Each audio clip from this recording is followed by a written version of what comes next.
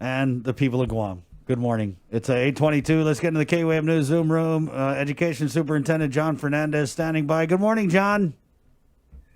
Good morning. It didn't quite register that it was Friday the 13th until you said it, but here we are. I Good didn't morning. even Safe. notice till I checked the date on the computer. I was like, wait a second. Oh man, Friday the 13th. So, John, I feel kind of stupid asking about face-to-face learning. That's kind of what popped into my. Oh, where are we at with face-to-face learning? Oh, a stupid question. We're nowhere. But no, I know that the work continues, right, with the planning and all that stuff. So, I guess we'll just No, start there. this is one of those messaging challenges that we were having.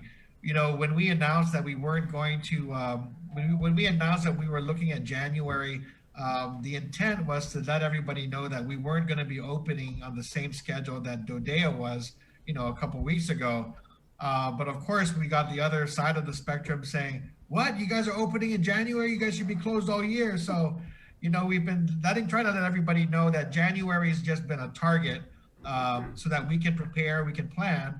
But at the same time, we're going to have to get into a situation where our public health, is much better than where it is today. And just based on our numbers, looking at just at yesterday, we are at the highest, level in terms of new cases and our positivity rate than we've been since March. So this is really, I don't know that if we're peaking yet, but it certainly isn't going in the right direction. So what I've been saying is that even though we're planning for January, we're going to have to make a decision by December, by mid-December. I believe December 15th is our Guam Education Board meeting, and we're targeting that date for a final decision. And to think about what the public health situation will be in 4 weeks, it definitely doesn't look good. It doesn't look like we're going to be in a position, unless things miraculously change, to be able to say to our students and our teachers that it's safe to get back to face-to-face learning. So again, there's no final decision. I'm just observing the fact that we're paying attention every single day to the numbers, and this past week was not a good week for Guam. So for those paying attention and trying to get a sense of whether January is going to be the opening date, it's good for planning purposes. But at this point, it's really going to take a gargantuan effort by the island to get this pandemic situation under control, or face-to-face will not be possible. John, I noticed that the numbers of positives with GDOE employees, it just kind of continues to go up. What is the latest count on GDOE employees? I don't have the specific count. I think we're up to close to 100 by now, and because I think we talked a couple of weeks ago when we were just over 80, and so that number's gone up. And again, the thing about it is, it's simply reflecting the fact that we're seeing it all over the community. Yeah. What we found in this last round of cases at DOE, normally what we do is we start the contact tracing, and then we disinfect areas of campus where these employees might have been. But our principals are saying, well, here's an employee, they reported that they tested positive, but they haven't been on campus, since mid-October or early October. They've been, doing online or teleworking or whatever it is. So it is a community issue, not necessarily a reflection on how we're operating at schools, because we haven't really been able to fully operate.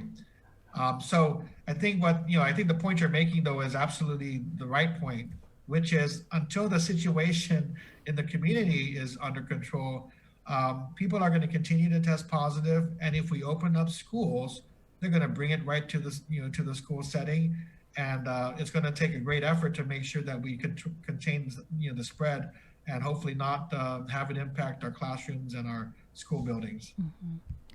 Are you guys going to require any sort of in this plan for the return of face to face? Are you guys going to implement any sort of testing requirements or anything like that? Well, we've asked the lieutenant governor and the public health team and the physicians to give us a recommendation as to how that might work, because we certainly don't have we want to go down a path where we're saying we're going to test everybody before they come back, and then that's it, because we know that that's not really going to solve the issue. You test negative today, 5 days later you test positive. Unless we're testing on a regular basis, that's not really going to help us. So we did ask for them to look at some of the jurisdictions. We heard that New York City, their school system, they're doing random testing, and they're doing it for a large enough population where they can make some determinations about whether COVID-19 is in our school system, is in their school system. But that's something that we really want the public health experts to give us a sense of whether we're able to do something like that, and whether that's recommended as a safety protocol. It isn't recommended at the CDC level, but we do know that some jurisdictions are trying that out, and they have the tests and the resources to do so. Just so I'm kind of clear, when we talk about the return of face-to-face, possibly in January, is this also with parents having the option of, if they're not comfortable, to continue with the other methods of learning? Yes, absolutely. So a couple things. We do plan to continue the same approach that we had when we were going into August and the first day of the regular school year, which was to provide options for the parents so that we could accommodate those who did want to go back to face-to-face, as long as we could guarantee, not guarantee, but provide some assurances that we have the safety protocols and supplies and equipment in place. We wanted to accommodate those students. And at that point, we had about 40% of our school population registering for face-to-face. And then we had about 60% saying we're going to stay home, do online or hard copy. We've floated the idea of eventually eliminating the hard copy option. But I think for now, that's nothing immediate. I think we're going to have to solve the technology problems and access first. And then we can talk about whether a hard copy makes sense after we're able to push as many as we can online. So my expectation is that in January, if we are able and are able to open, that we will still continue to offer parents the 3 options of learning. And we're definitely going to do our best to update their preferences, because obviously those who might have signed up for face-to-face in August or in July, when things were much, much safer, might change their mind when they see the numbers, leading into December. The other thing we're doing, and I think you saw our release yesterday, is that we are having next, as part of the planning, and it's always been a big part of how DOE's tried to tackle issues, is we want the input from our stakeholders to factor into our decision making. So next week we've scheduled 5 days of virtual parent meetings. And we put the word out on Facebook, on our Facebook site, as well as to the schools and to the island-wide parent-teacher organizations to basically hold 4 regional parent meetings from Monday through Thursday at 5:30 p.m. And on Friday for families of students with disabilities or in need of related services. So that'll start at 5:30 each evening next week. For those who want to participate and have questions and they want to be in the Zoom meeting, that information has been released, but it's also on our Facebook page. And for those who just want to monitor, we will be streaming live on Facebook as well. Who just want to watch, or they want to watch it later, it'll be recorded and posted on Facebook for those who don't have time to be there at 5:30. We know that not all of our parents are connected to the internet, don't have computers, may not be using Facebook or Zoom. So we do plan for 2 more comprehensive surveys later in November and in December, more from both the electronic and hard copy, so that we can reach maybe parents who may not have had the opportunity to weigh in. And then we want to use that input to help give us a sense of the impact of the decisions that are going to be made. And really, for any parent that's listening, I highly encourage you to participate. I know that at my son's school, I participate. They have monthly stakeholder meetings, and you really do have the attention of the administrators, and to voice your opinion on how you think things are going. So that's good to hear. And please go to their Facebook page for more information. We'll also post it on ours as well, so how to virtually participate. But I want to, I just want to just reemphasize though, and this is not just for parents and students, because we do want them to have a choice. So we want to offer, different options for them. But of course, our teachers are the ones who are going to have to also bear the load of, if kids want to come face to face, we're going to have teachers back too. So we do, we've heard some comments about, well, the school system, they're just going to open. Are they ignoring, the fact that our numbers are going up? And I wanted to just reassure everybody that even though we're planning for January, we definitely are keeping an eye on the public health issues and the risk of going back. And we're posting those on our website. I mean, on our Facebook site, the weekly updates of where we are in terms of our risk for returning. And I want our stakeholders to know that if it is deemed not to be safe, then we are definitely not going to, have face-to-face happen in that type of a situation. We're just doing this for planning purposes because we all, we can't just flip the light on in one day. We've got to all be ready to go when the time comes.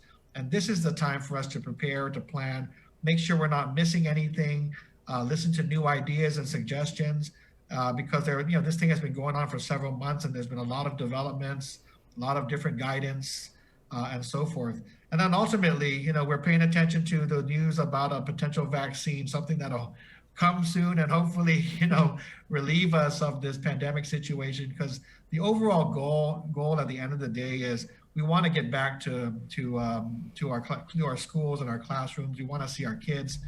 We want them to be back with their teachers, with their classmates. That's the ultimate goal, but we just can't do it right now when there's a risk of putting people's health and their lives at risk, and we take that very seriously. Since you mentioned teachers, I wanted to ask you about how they're doing because they really have had to step up to the plate during all of this. It's not just a log in at 8 and you're done at 2 type of situation. It's like all day, probably sometimes all night, because you're hearing from parents who have all these questions when they get off work, about their assignments. So how are they doing? In the very best of situations, our teachers are approaching this as an opportunity to try new things, to try using technology to reach their kids and to really just maintain a connection with the families during this challenging pandemic. So we know we have a lot of teachers who are just out there, saying, no, our job is important. It's important that we connect with our kids. We care about them. We want to know that they're doing okay. And we've seen that really kind of pay off when you see the examples of what's going on, in different virtual classrooms in different schools.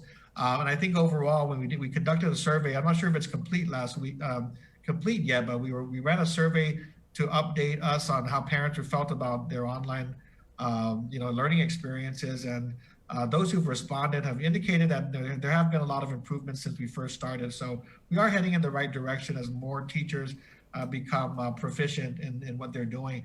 But of course, the downside of it is there is a continued high level of anxiety around how to continue to operate in this environment. Some of our teachers are at home, working to try to maintain a teaching environment from home, which is hard enough trying to, create a classroom and, maintain good connection and all those things that are related to that. There are some who come to the school facility to do their classes, but of course, there's always some anxiety about getting out there and getting to, going to school, even though we say just go to your classroom and go home.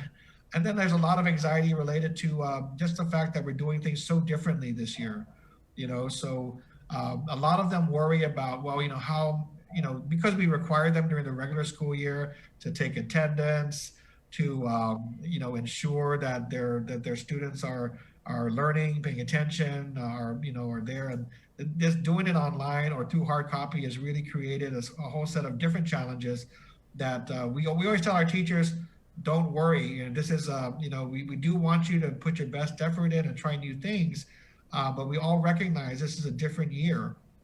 We're not going to hold you to the same standard that we did last year in terms of, when we did your evaluation and we evaluated you teaching in your classroom. We know that online is a completely different, thing for you. And we're going to take that into consideration as we try to work to improve, our distance learning. So But again, that doesn't help everybody kind of overcome those anxieties. People want to do a good job, and the pressure's there. And now you're teaching to kids, and you're teaching to parents. Having parents listen in on the classes, that's a whole different level of pressure, right? For our teachers. So again, we're just all getting through it together. We try to encourage our teachers and let them know that we need them to do their best, and we're just asking them to help us through this pandemic situation, and not to be afraid to try new things, try technology, try to improve what we're doing, given that this is a very unique year. Have you, Dodea? They've returned to face. Have you had any conversations with them to see how things are going on their end? Not yet, but I do plan to. I mean, not yet because I think they're in their maybe in their third week now of class, and really those first 2-3 weeks are the critical. Those are the critical weeks in this particular situation, right? Number one is getting all the safety and protocols in place. I know I just heard anecdotally about some of the experiences trying to make sure that not only the students and teachers are operating correctly, but the parents, right? The parents cooperating, wearing masks, not hanging out with the kids. So I wanted to let them go ahead and get them settled into their first weeks of school, and then I'll reach out and see what they've learned. We know they shared a copy of their operating protocols, which we are reviewing and comparing to our protocols to see what we can learn. And then hopefully after they've had about 3 to 4 weeks, we can see what we can glean from their experiences in those first weeks. But they have a totally different mission, Sabrina. I think about 90% of their parents said we got to go back face to face, primarily because it's hard to go and fulfill your job duties and responsibilities as a military member when you got to be at home too, right? So there's another mission in place that makes it a challenge with Dodea. So we understand, their reasoning and their attempts, and they have the resources, we know, to keep their schools, equipped. So hopefully their first month will go very smoothly, and then when we contact them and sit down and see what we can learn, we'll be able to improve our preparation. Awesome. Where are you with chipping away at that number? In terms of getting technology to some of the students that you hadn't been able to Right. Well, get a hold of? 3,500 is where we're at right now, of laptops and applications and laptops going out to our secondary students. Even though we still are below where we hope to be with our middle and high school students, we hope that as we're trying to wrap up the internet access procurement papers today, hopefully, so we can put that out to bid, as part of our partnership with the governor, so we can provide internet access as well as the laptops. So for those who said, hey, what's the use of a laptop if I don't have internet service? Hopefully we can help those students, get online and get move them off of the hard copy version. So what is interesting is that even though we're still pushing very hard for the secondary students, we do have a lot of elementary school parents and students who are saying, okay, we're ready for our laptops. And so we've had to tell them that, hold on tight. We're not going to take the secondary laptops and give them to you because we just really have to keep track of them. But we do have a set of new equipment coming in, I believe, within the next 3 to 4 weeks that will be distributed, hopefully in December. And that will be for our elementary school students. So we told our schools that they are free to go ahead and provide and receive back applications for laptops so that they can be ready to go when the equipment comes in. So for all of the elementary school parents and students who are waiting and who have been interested, go ahead and contact your principals and see when they'll be providing those applications. But we did give the green light to go ahead and establish those applications. And then once the laptops come in, we'll hopefully be ready to go, for that group of students. So it definitely generated a lot of interest at the elementary level. Now that they know that we really are pushing out the equipment and encouraging them to take part. Did you, by any chance, participate or listen in on the meetings that were held by Algarito, the ESA meetings yesterday? Can you kind of? Yes, I was there yesterday, and we met with the coaches and we met also with our student athletes. That was a really good number of student athletes who were participating. So first of all, I just said, it's so good to see all of them online. I mean, it's just been a hard year not seeing our kids in class and not seeing them compete on the field or on the court. And so it was just good to see them listening in. There were definitely a lot of interest in what's happening. Now, we told them, we can't make any promises about a about a sports season without, again, lowering the numbers on the public health side. So we shared with them our dashboard and how we're tracking issues. But we also know that we need to continue to engage them. Many of our student athletes use sports as part of their motivation and part of their routine and their discipline in what they're doing at school. So it helps them with their academics. And I know, I have a daughter who's a student athlete, and what was really nice to see in those first few months was the routine, the fitness routine, keeping up the exercise, because she said, she was just hoping that at some point the sports season would come back. We would be able to approve a competition. Unfortunately, as time has gone by, we know that a lot of our kids are losing that motivation, are saying, hey, it's not going to happen. And I really wanted us to really engage our student athletes, give them opportunities to engage with their coaches, and also see what we can do to provide some other type of motivation, even if it's virtual. So we're working with some of our gyms around the island to even provide virtual training, even if it's one-on-one, and then hopefully as we gradually get into a safer position, prepare ourselves for some limited practices or conditioning and things like that. So we yesterday was a chance to say to them that we do want sports to happen. We can't guarantee it, but we want to be ready, when the time comes to say that we can compete. These athletes can't just jump on the field the next day. They have to maintain that level of fitness and conditioning. And when it comes down to it, probably tryouts and practice. So there's a lot leading up to that very first competition. So when we make that decision to say that we're able to have sports back, we want them to be ready. So, but it was really good to see them kind of excited to just hear something about the sports season and know that we're thinking about them and thinking about ways to support them. So it was a good meeting. Right. Yeah, I think I want to say I heard that at least 400 or so had registered to participate and join in on that meeting. And I think there were about 400 yesterday afternoon. And when Al was on last week, he was mentioning like how, you're right, the physical fitness, get back into the gym and different sorts of training programs that they're looking at. But he also talked about the type of sports that we could see if and when, the numbers are good, like starting off kind of slow with like track and field. We did a little country. poll of the students yesterday, and I think the top sport that everybody kind of wanted to prioritize was volleyball. And then I think when you get down to the football or wrestling or basketball with the contact sports, those are the things I think people said, hey, that might not be safe. But, can we do sports, tennis, volleyball? Volleyball was the number one sport that the kids were interested in seeing happen. So, we're going to do our best. And we're just glad that they tuned in and are keeping motivated. And we want them to stay engaged.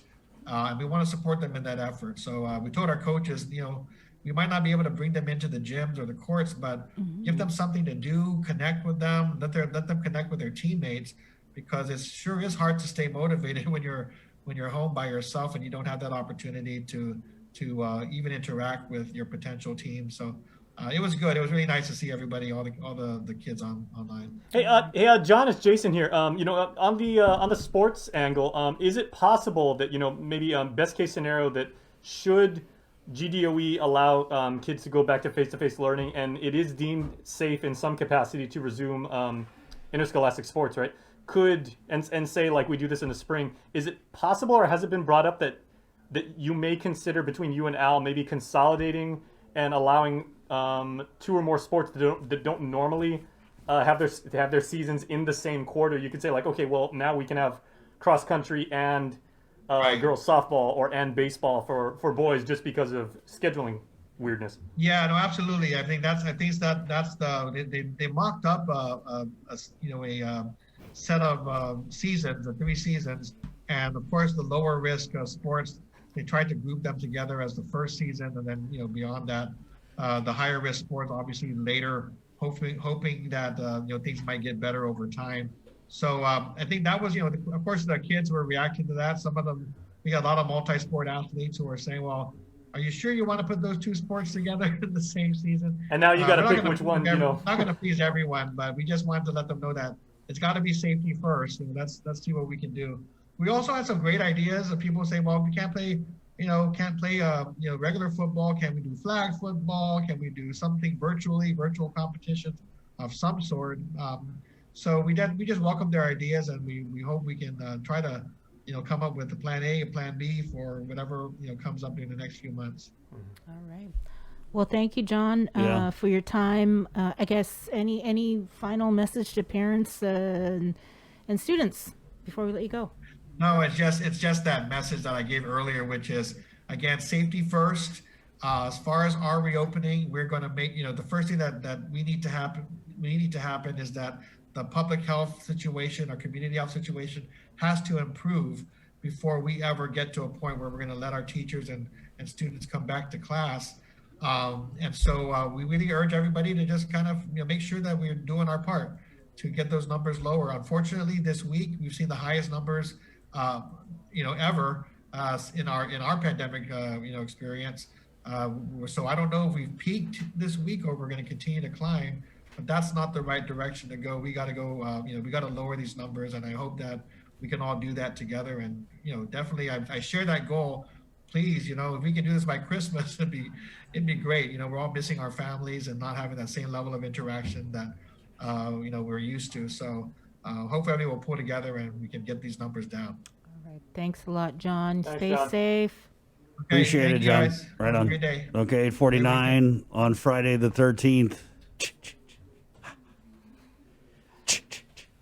I was waiting for you to do that. Sorry. What You is do your that favorite? pretty good, actually. What is I'm your favorite? scared. Okay, and of course everybody, Bree got scared. and of course everybody forgets that it was not Jason Voorhees in part one. It was the mom. Right, yeah. Which one was it where at the end of the credits they were like popped out that head at the end? That was part two. And then of course part three was the one that was in 3D when that was the big thing. Jay, shh.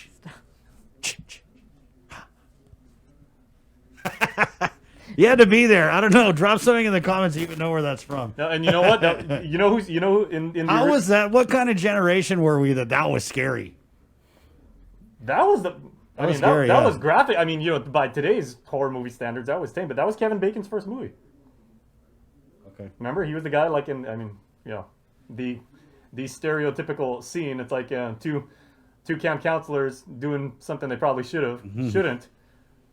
And then, they get... Oh, okay, I just wanted to say, I didn't want to ask this because I don't know if you guys have covered it before, but did John say anything, or has he said about, will there be career opportunities maybe for substitute teachers, or are they going to, recall a lot of, even for people that maybe they're not, fully certified teachers, but with people possibly going back into the class, are they going to say, we need a lot of subs now? Yeah, I didn't ask him that. Yeah.